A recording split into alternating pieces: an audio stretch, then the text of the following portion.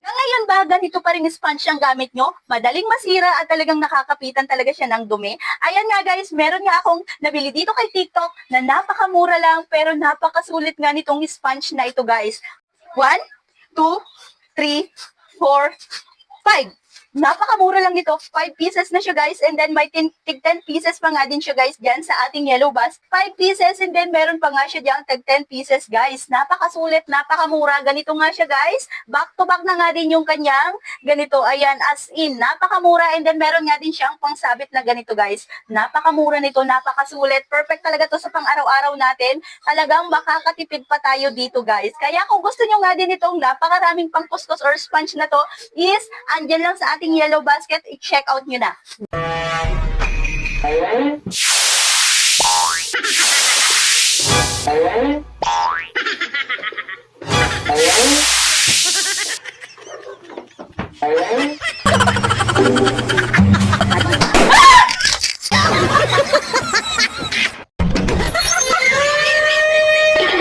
Wow.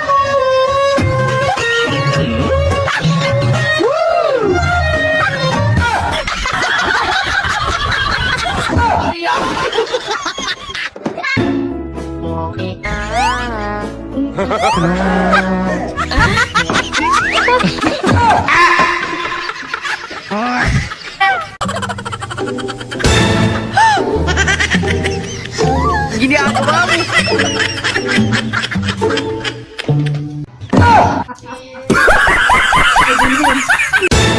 Kasi alam mo, yung mga nanay, maraming pagkakataon na umiiyak yung mga nanay natin pero hindi nila sinasabi. Maraming pagkakataon na humahagulgul yung mga nanay natin pero hindi natin. Maraming beses sila umiiyak pero hindi nila ipinapaalam sa atin. Umiiyak yung mga nanay natin. Pagpakiramdam nila na mabastos natin sila.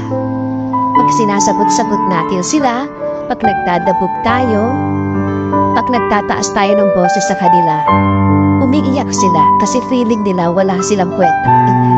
Kaya ginagano natin sila. Umiiyak sila pero hindi nila sinasabi sa atin.